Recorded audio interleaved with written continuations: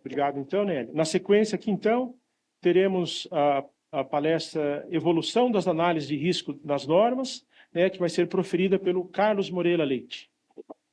O Carlos Moreira Leite é engenheiro mecânico pela FEI, diretor das empresas Oficina de Mídia Brasil e Volts & Bolts, na Estônia, é autor de softwares Atmos e Tecat, dos livros Malhas de Terra, Proteção e Aterramentos de ERBs, e coautor do livro Proteção contra Descargas Atmosféricas, membro do Comitê de Estudos da Norma da ANBR 5419.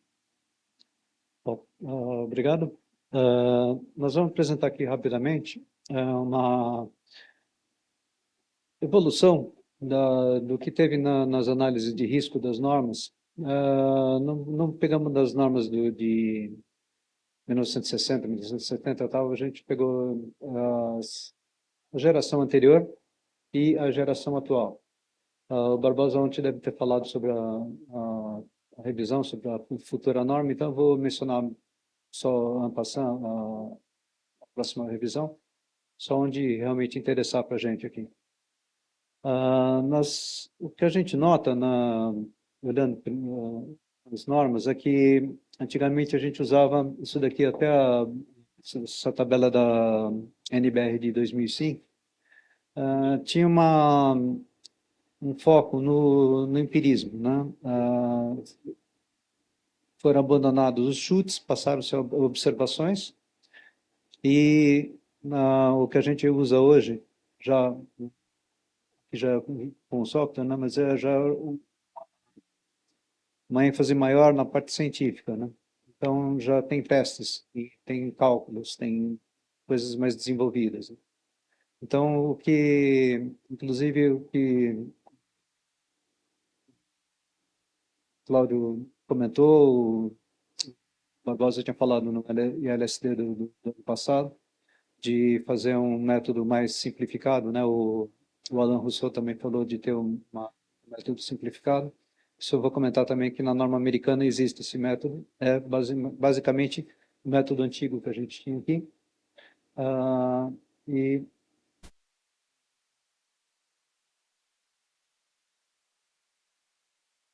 não?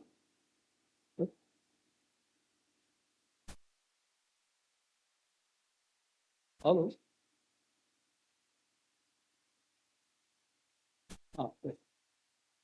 Tá. Então, o que eu vou chamar de norma antiga ou norma anterior, temos de normas diversas europeias que a gente avaliou.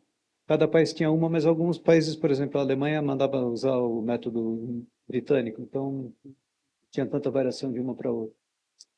A NBR 5419 até a edição 2005, e a NFPA 780, como eu mencionei, ela ainda tem esse método simplificado. E o que eu chamei de normas atuais são a IEC 62305, edições 1, 2 e a que está saindo agora, edição 3. Normas europeias, elas são basicamente a IEC, com pequenas variações locais para cada país. Então, características de cada país, de mercado, de produção, eles fazem algumas adaptações. A NBR 54/2015 e 54/19/2015, que é baseada na edição 2 da 62305, que está em revisão agora, e o cálculo completo da NFPA 780. Ele só tem uma diferença em relação a IEC e a NBR, que ele não tem cálculo de zonas. Ele considera o prédio todo como uma zona única. Isso dá um resultado um pouco superdimensionado na hora de fazer a proteção. A avaliação dos riscos é feita mais ou menos da mesma maneira ao longo das normas, né? Primeiro, a gente pega uma incidência de raios na região, multiplica pela área de atração, a gente vai ter uma probabilidade de ter um evento nessa estrutura em dimensão de eventos por ano. Daí, aplicando as características da estrutura em cima dessa probabilidade, e nas normas novas a gente tem também as perdas em caso de ter um evento, e os fatores de risco, onde as normas novas utilizam, onde disponível o método científico, e a proteção das linhas também, que só tem nas normas novas. Então, se conclui pela necessidade de proteção para todas as normas e o nível de proteção, então, nas normas novas, a gente consegue fazer um ajuste fino da proteção. Então, você consegue balancear com custo, jogando mais proteção nas linhas de serviço, jogando mais proteção na edificação. Você consegue jogar para lá e para cá. Então, você consegue ter uma adequação tanto para as características da estrutura como para o custo também final.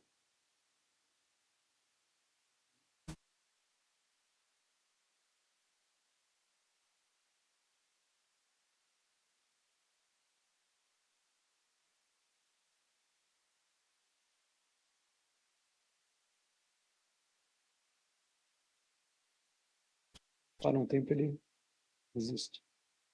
Delino, pode passar um slide, por favor?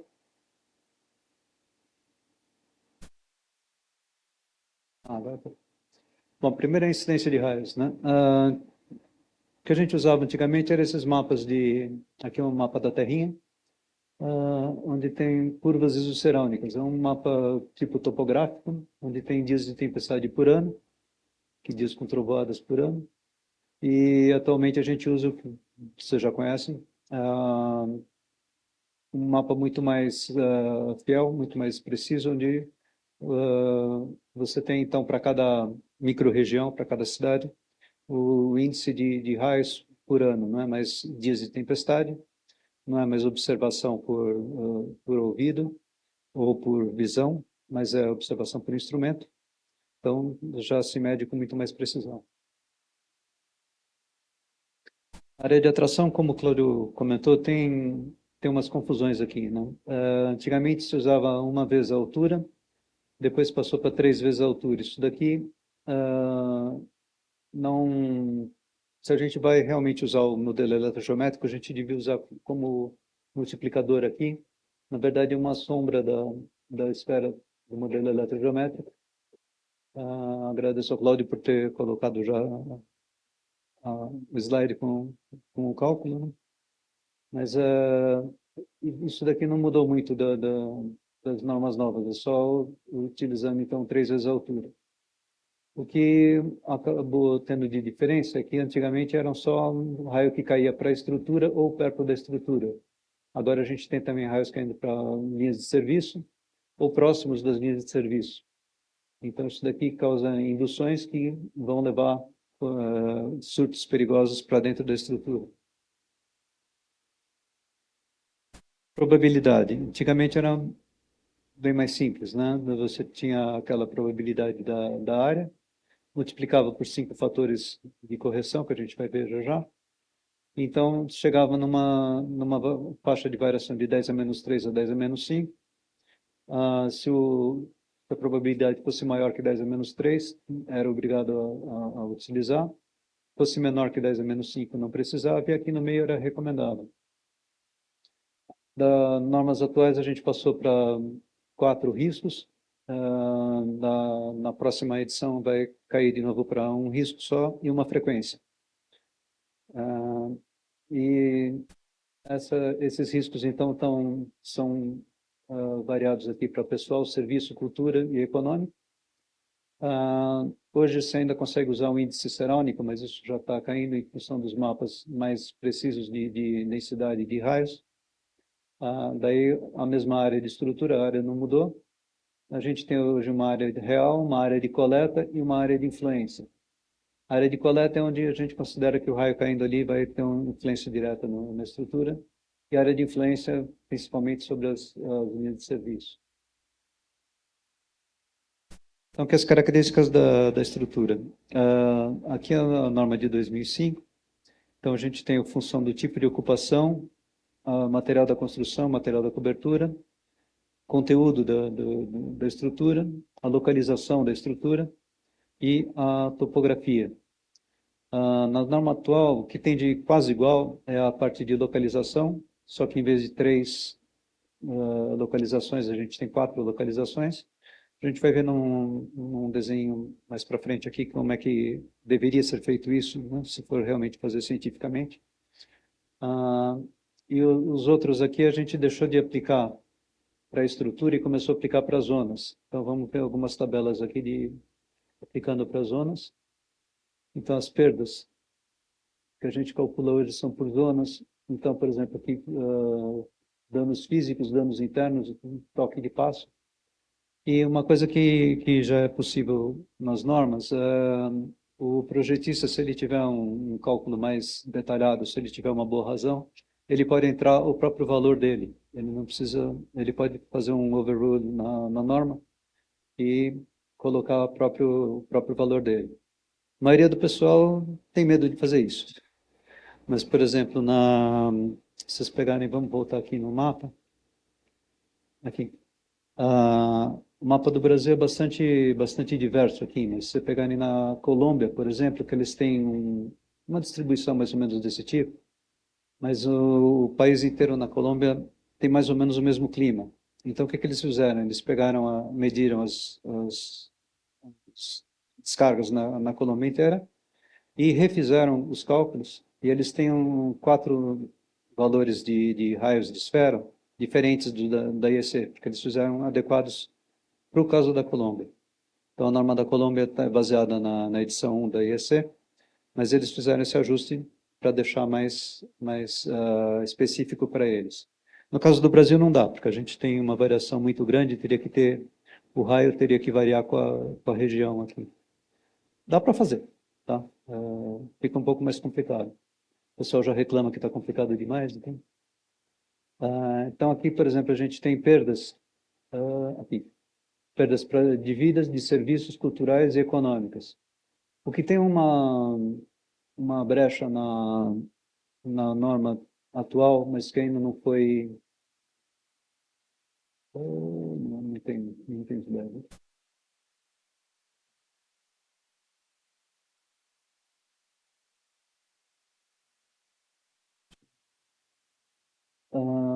Que abriu uma brecha na norma atual, mas pouca gente usa, são perdas para o ambiente. Então, perdas que ocorrem para fora da nossa estrutura.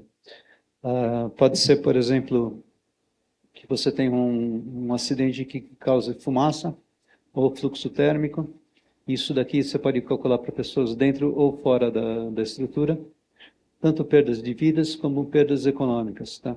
Isso, aqui o software foi baseado num paper, mas isso já está na edição 3 da 62305, já vai ter um anexo em que isso daqui vai ser mais detalhado.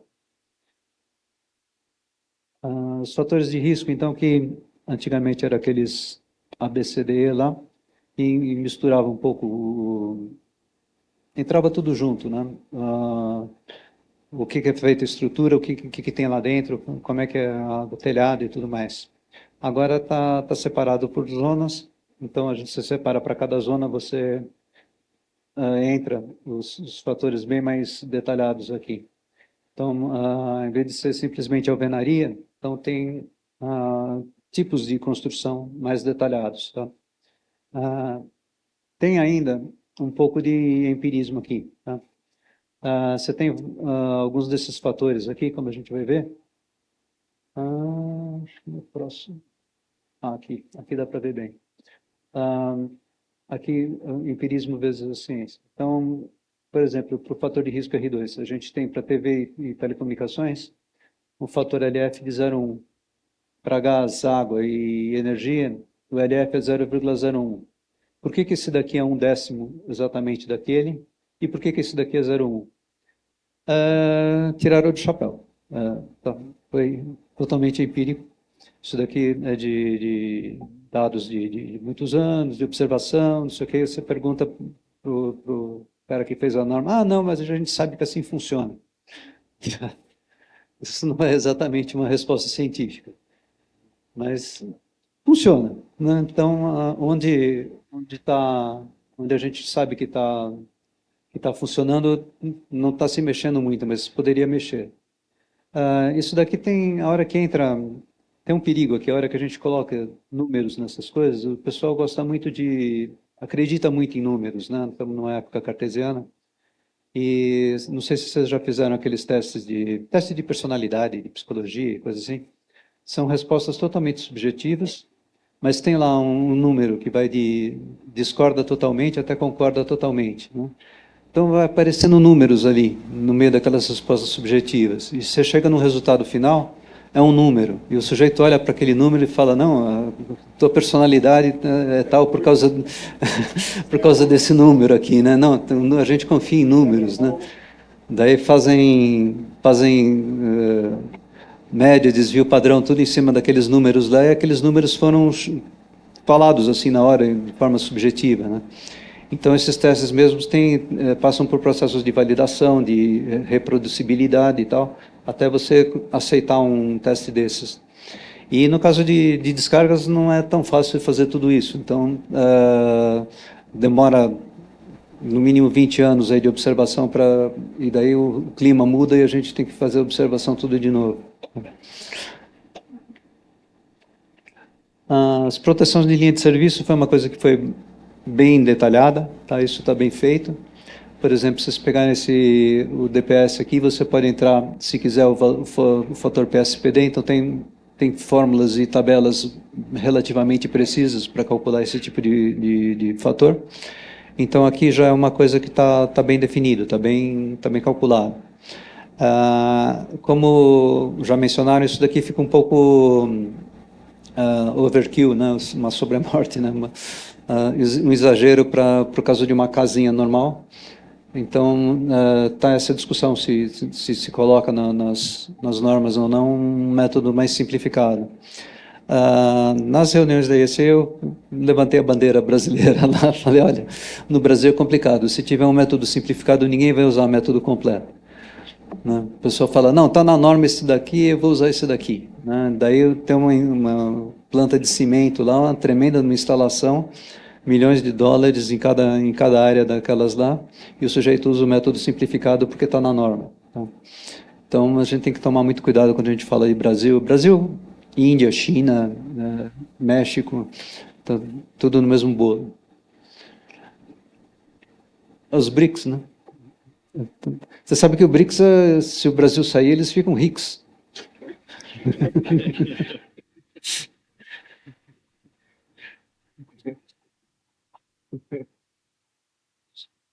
Bom, aqui eu falei que a gente ainda tem um pouco de empirismo, né? Aquele fator de ambiente lá dos prédios que estão em volta ou não. Cláudio tinha mencionado um postinho no meio de dois outros postinhos. Aqui no software a gente já tem o cálculo completo.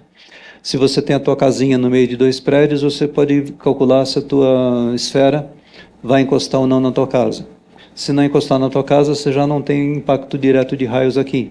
Você vai ter induções, você vai ter condução se cair na linha e tal, mas não tem já raio direto, já pode desprezar essa parte. As distâncias de segurança foi outra coisa que foram inseridas nas normas atuais. É possível, por exemplo, você pegar dentro da norma atual o ponto de aterramento de um equipamento na descida. Esse D aqui às vezes é zero, né? Às vezes o BEP desce direto para uma área de aterramento sem nenhuma potencialização com as descidas, ou às vezes tem algumas ligações entre as descidas, né? E isso daqui você pode calcular se o condutor for circular ou retangular, entre o diâmetro, então entre a largura e a espessura, e o gap, se é diário ou se é sólido, ou entrar um valor próprio, e a porcentagem da corrente que está descendo por aquela descida ali. Então, dá para calcular pela indutância do condutor, é possível calcular exatamente quantos volts vão ter aqui nesse cabo de descida, e com essa distância C aqui, calcular, então, se vai ter um flash do cabo de descida para o equipamento. Então, é possível, nas normas atuais, você ter para cada... Dá trabalho, mas dá para fazer isso. Para cada equipamento, de cada circuito, de cada posição, se posicionar no prédio, posicionar em relação às descidas e calcular se aquele equipamento em específico, que é o mais caro que você tem na instalação, se ele está sujeito ou não a um flash lateral ali.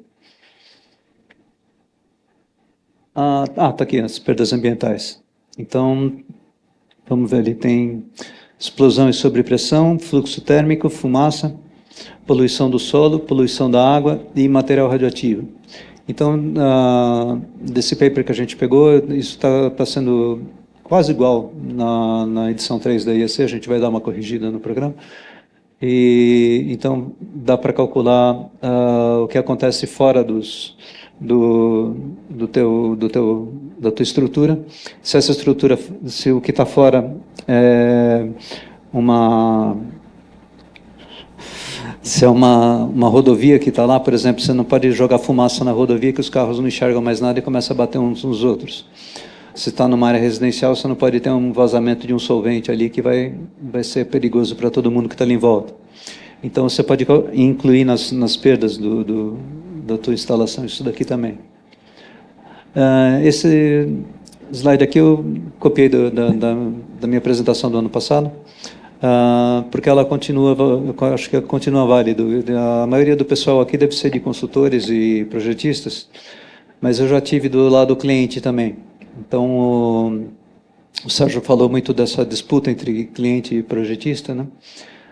Você tem que entender também que do lado do cliente ele também tem razão. Então, o projetista tem uma mania de chegar na primeira solução que atende a norma, ele considera o projeto terminado e cobra as horas dele e vai para o próximo projeto. Mas essa resposta mais rápida, às vezes, não é a melhor. Então, é conveniente fazer umas 3, 4 soluções, comparar essas soluções. Isso dá para fazer no software rapidamente. Comparar as soluções, comparar os custos e você discutir com o cliente, então, qual que é o resultado mais adequado para o cliente. Então, as normas da geração anterior já tinham trocado com sucesso a opinião pelo empirismo. E as da geração atual trocaram, na maior parte dos processos de dimensionamento, o empirismo por dados científicos. Ainda há espaço para mais desenvolvimento nessa parte. Então, isso daí. Obrigado.